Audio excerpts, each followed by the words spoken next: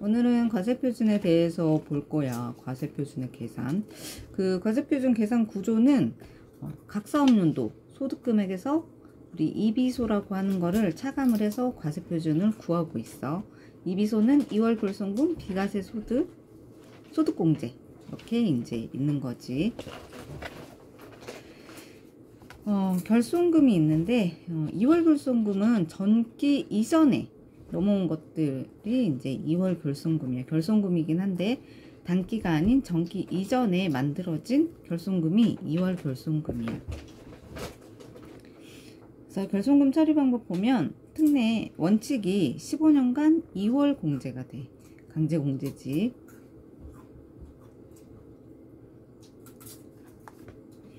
그래서 단기에 공제 가능한 2월 결손금이 있는 경우에는 단기 과세표준 계산할 때 공제해야 되고, 단기에 공제하지 않고 차기 이후에 공제할 수 없는 게 이제 강제 공제 사항이라는 거야. 그리고 그 15년 동안 2월 공제할 수 있다고 했는데, 이거는 2020년 1월 1일 이후 개시하는 사업연도에 발생한 결손금부터 15년간 2월 공제할 수 있고, 2020년 1월 1일 그러니까 2019년 12월 31일 전에 개시한 사업연도에 발생한 결손금은 이제 10년간 2월 공제할 수 있어. 그래서 어떤 문제가 나왔을 때 이 결손금이 2020년 1월 1일 이후에 발생한 결손금이다, 또는 2012년도에 발생한 결손금이다, 뭐 이런 식으로 발생한 결손금 연도를 같이 표시를 해줄 거거든. 그때 2019년 12월 31일 이전에 개시한 사업연도 그 결손금이라고 하면 10년을 적용을 받고, 2020년 1월 1일 이후에 개시하는 사업연도라고 하면 15년을 이제 적용을 할 수가 있어. 그래서 지금은 2024년이니까 아직 뭐 이게 2020년도부터니까 20, 21, 22, 23, 20, 21, 22, 23, 24 지금 한 5년 정도밖에 안 지난 거지, 현재 시점 기준으로 봤을 때는. 그래서 10년이냐 뭐 15년이냐 이거를 언제부터 적용을 하는지 그걸 물어보는 문제들이 나올 거라고 생각해. 그리고 이제 특례에 있어서 결손금이 단기에 발생을 하게 되면 결손금이 지금 얘기한 거는 2월 결손금 공제 기간 뭐에 대해서 얘기를 한 건데, 단기에 결손금이 발생을 했어.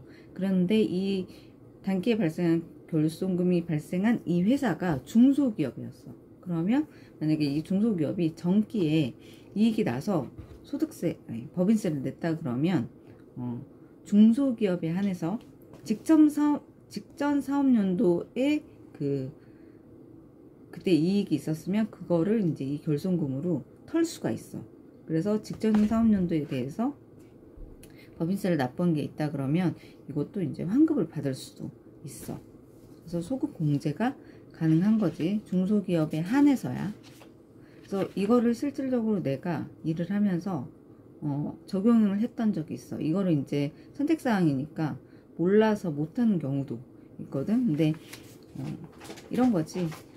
만약에 전기에 법인세율이 지금은 9%로 떨어졌지만 뭐 10%였다. 10% 적용을 받았었는데 단기에 결손금이 발생을 했어. 그러면 이제 이거를 이제 2월 공제 받을 거냐, 아니면 전기에 10% 법인세를 냈었는데 이거를 10%를 이제 환급 받을 거냐 선택할 수가 있지. 왜냐면 만약 지속 가능성이 있고 그 잘 되는 회사라고 하면은 다음 기수에 24%? 몇 프로지?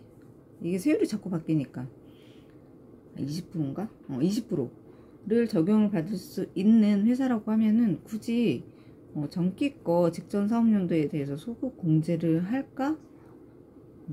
그거보다는 이제 다음 기수에 이익이 날 거라고 예상이 되면 이제 다음 기수에 공제를 받는 게 훨씬 낫겠지. 법인세율이 높으니까.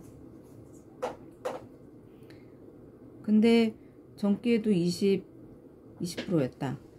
그러면 전기도 20%고 다음 기수에도 이제 20%다. 그러면 이제 전기 소급 공제를 받는 게 더 나을 수도 있고. 더 낫겠지? 이왕이면 이제 환급 받는 게 나으니까. 그래서 이제 결손금의 2월 공제인데 단기에 공제 가능한 2월 결손금이 있어. 그래서 각 사업연도 개시일 전 15년 아까 얘기했던 거고, 그래서 이거는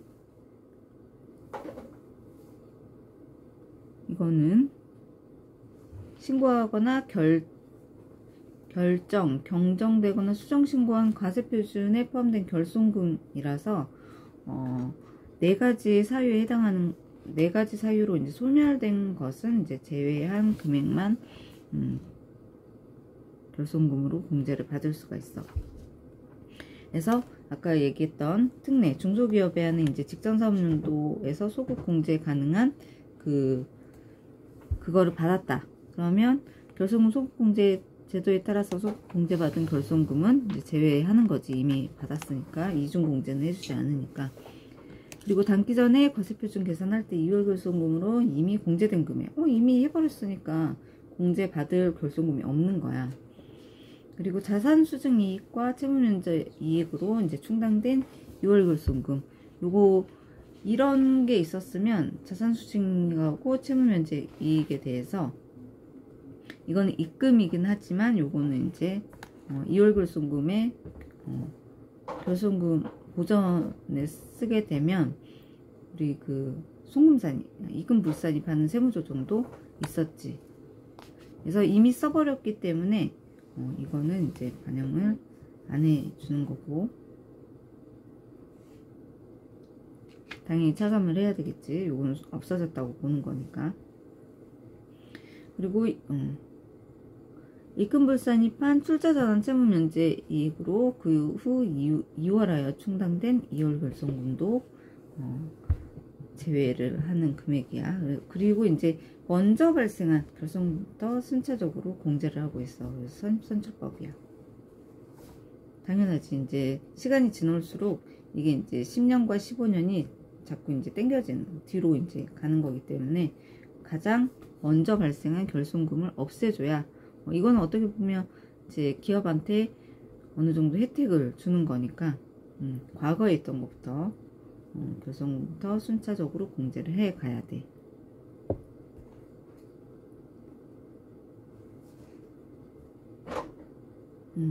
그리고 법인별 공제 금액이 있어. 이제 그 법인에 따라서 어떤 법인이냐에 따라서 이 결손금을 100% 공제를 할 수도 있고 80% 공제를 해줄 수가 있어.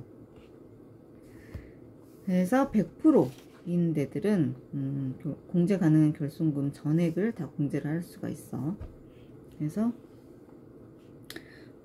채무자 회생 및 파산에 관한 법률에 따라 법원이 인가결정한 회생계획을 이행 중인 법인, 좀 좋지 않은 상태의 법인인 거지.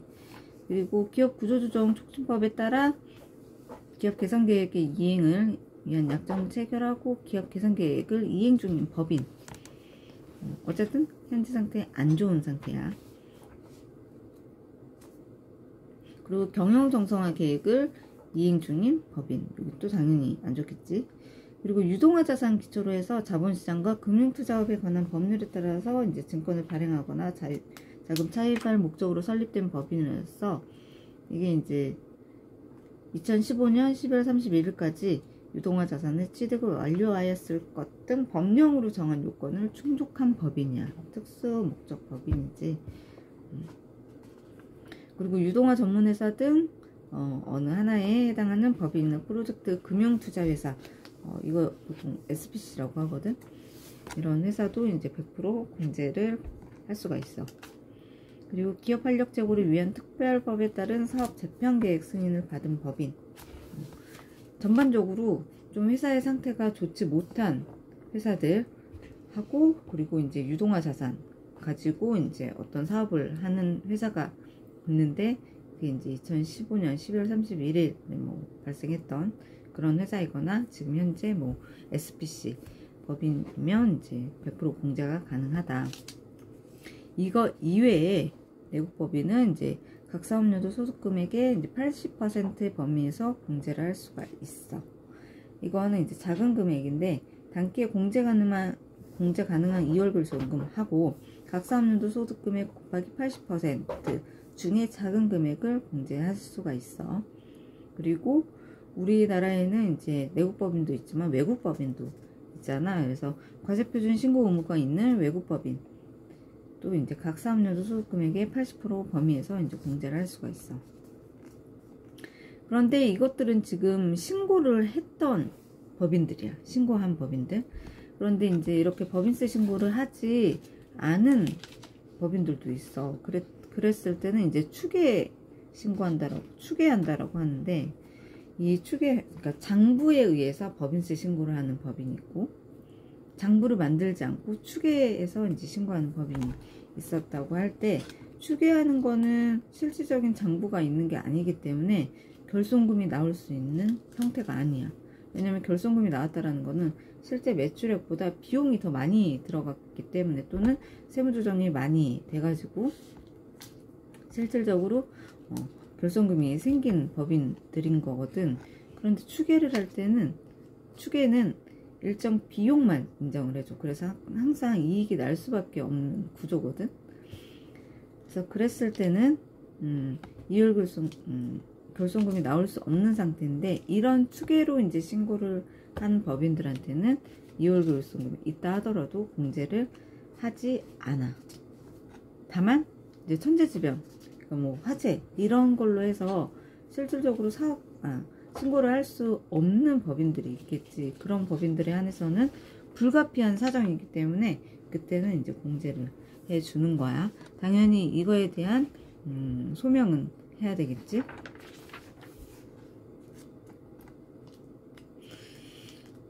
그래서 그 추계를 하게 되면 불이익이 2월 결손 공제도 불가하지만 외국 납부세 공제가 있다 그러면 이것도 불가해. 그래서 추계 과세표준이 나왔으면 여기에서 추계 과세표준 마이너스 법인세 차감 전 순이익을 하게 되면 입금 산입할 금액이 나오는데, 이거는 대표자 상여로 이제 처분을 하게 돼. 그런데 천재지변 불가항력 사유로 추계하게 되는 경우에는 2월 결손금 공제도 가능하고 기타 사회 유출로 처분을 하고 있어. 상해로 처분하는 것과 기타 사회 유출로 처분하는 거는 완전히 다르지. 완전히. 그래서 사유별로 적용 가능한 2월 결손금을 보면 발생연도 제한 없는 2월 결손금이 있어. 이거는 앞에서 다 했었는데, 자산수징이익하고 채무면제이익으로 보전에 충당할 수 있는 2월 결손금, 요거는 이제 발생연도 제한이 없는 거지. 그리고 청산소득금액 계산할 때 자기자본에서 공제하는 2월 결손금, 요거는 강제사항이야. 자산수증입 채무면제이익으로 보전에 충당할 수 있는 2월 결손금은 선택사항이고, 그리고 15년 이내에 2월 결손금은 기부금 한도액, 고유목적 사업준비금 한도액 계산할 때 공제하는 2월 결손금인데, 요거는 강제사항이고, 법인세 과세표준 계산할 때 공제하는 2월 결손금, 이것도 강제사항이야.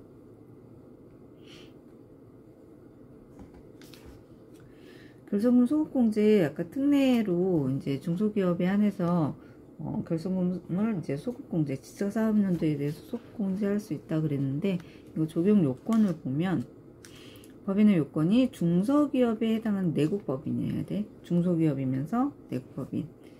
그런데 이 중소기업이 될 수 없는 소비성 서비스업은 소급공제가 불가능해. 그래서 소비성 서비스업을 제외한 다른 업종은 요건이 충족하면 중소기업이 될 수 있고, 그리고 이거는 법인세 신고기한 내에 신청서를 제출해야 돼. 그래서 법인세 과세표준 신고할 때, 법인세 신고할 때 이 신청서, 그 소급공제 신청서가 별도로 있거든. 그래서 이거는 허가가 불필요한 거지. 신고를 함으로써 되는 거니까.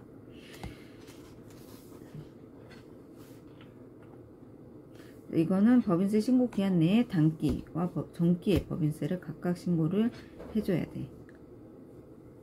그래서 뭐 정기 법인세 신고를 한다라고 하는 게, 이게 정기 법인세 과세표준 신고서를 아예 새로 제출하는 게 아니고 소급공제 신청서가 별도로 있어. 그걸 제출함으로써 이제 정기 법인세 신고를 한 거로 보는 거지.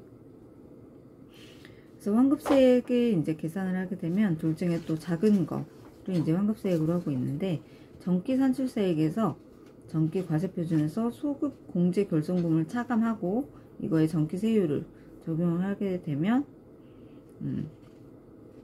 어떤 금액이 나오고, 한도는 이제 정기산출세액에서 정기감면 공제세액이 있었을 때 그걸 차감을 한 금액이 이제 환급세액의 그 한도야. 한도인데 둘 중에 이제 작은 금액을 이제 환급을 해준다.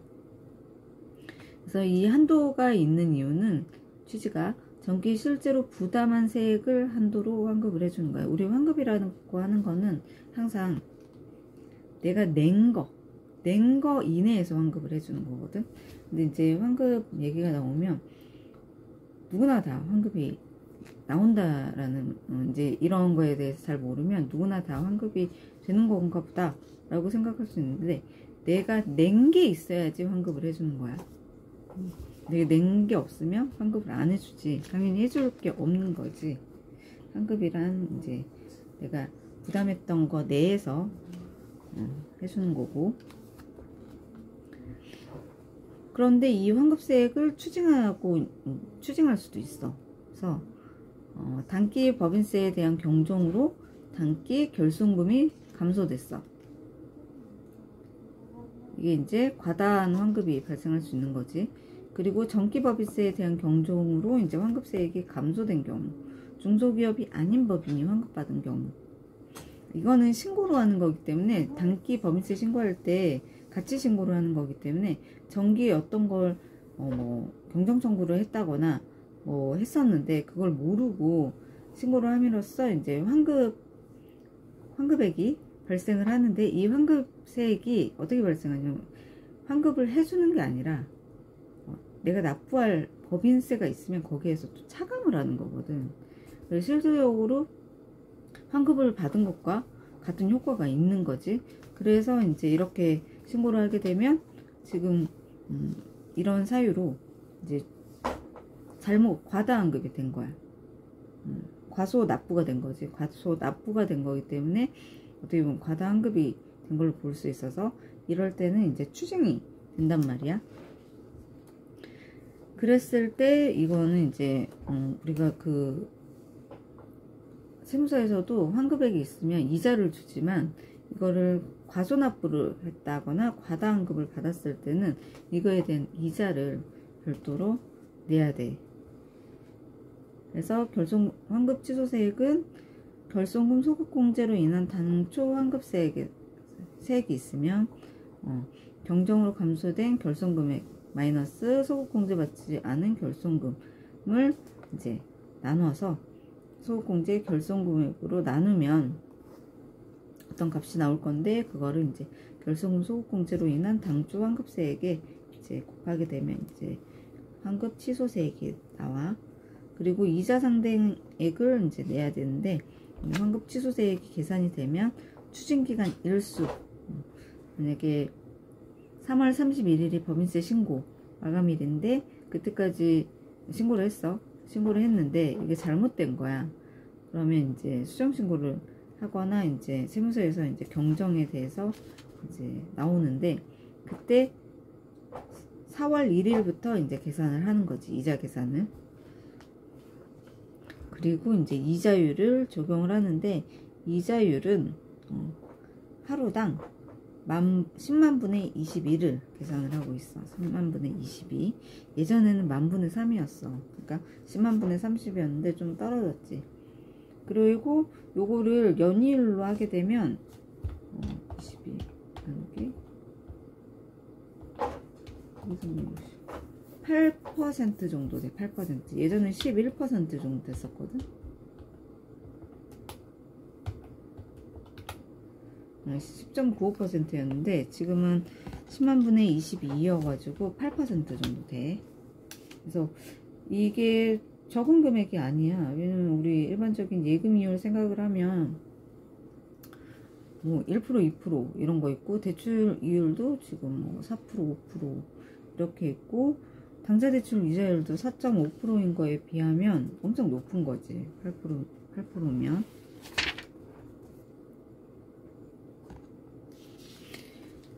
그리고 이비소 중에 이제 비과세 소득이 있어. 비과세 소득. 종류는 이제 공익 신탁 재산에서 생긴 소득이 있고,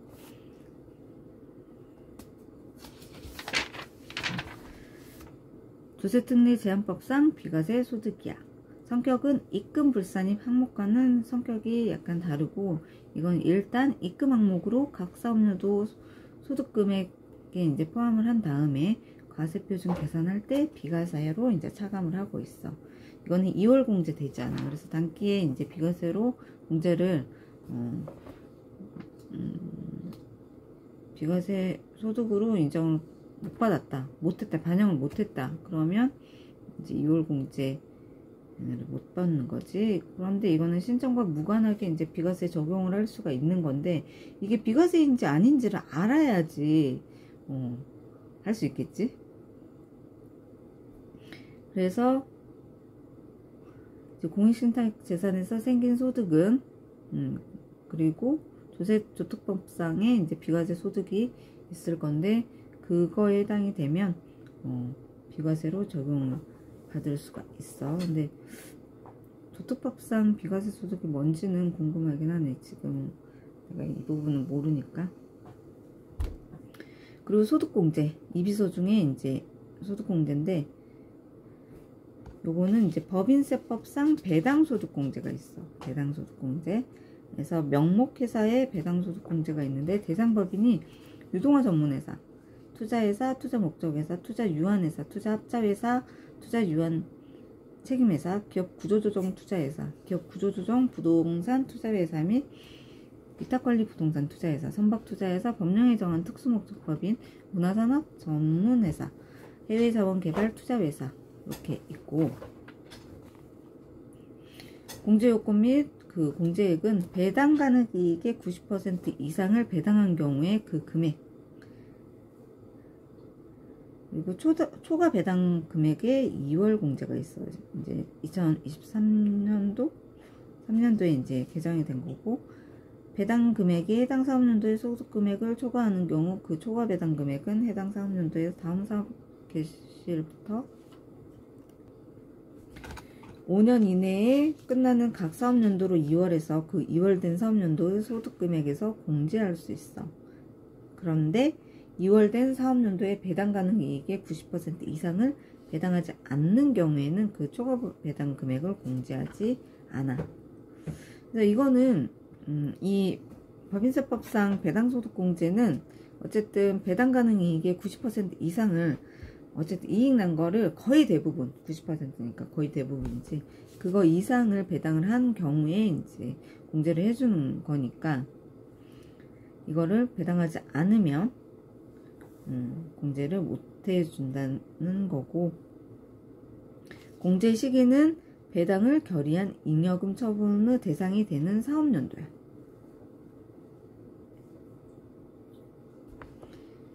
신청 요건은 소득공제를 받으려면 이제 과세표준 신고랑 함께 청산소득공제 신청서에 배당소득의 실질 귀속자별 명세를 첨부해서 이제 제출을 해야 되는데, 이런 거지. 배당을 결의한 잉여금 처분의 대상이 되는 사업연도, 지금 24년이니까 24년도 이제 결산이 끝나면 2025년 3월 정도에 3월에 이제 법인세 신고를 하는데, 그 전에 이제 그 잉여금 처분을 어떻게 할 건지, 배당을 이제 하기로 했다 그러면 그때 이제 주주들이 모여서 주주총회로 이제 배당을 할 거야. 배당을 이렇게 하자라고 이제 결의를 하겠지. 그러면 그 결의한 그거는 언제야? 24년도 귀속 사업연도에 대한 배당 결의인 거지. 그렇기 때문에 이거는 24년 사업연도에 대해서 소득공제를 하는 거고, 이제 제출 시기, 신청 시기는 이제 25년도 3월에 법인세 신고할 때 같이 소득공제 신청서를 이제 제출해야 되니까 그때 같이 신고를 하는 거지. 소득공제를 받으려면 같이. 그때 이제 배당소득의 실질 귀속자별 명세, 누구한테 배당을 해주는지에 대한 명단이 있을 거지. 그거를 이제 첨부를 해서 제출을 해야 된다.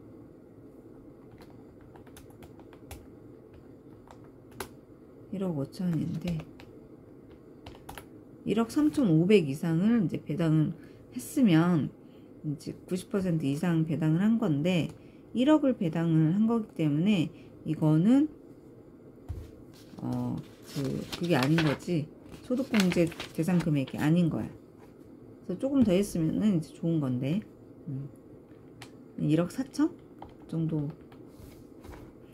하면은 이제 배당 가능 이익으로 1억, 만약에 1억 4천을 배당을 했으면 1억 4천을 소득공제로 다 받을 수 있는데 1억만 했기 때문에 요거는 소득공제를 받을 수가 없어.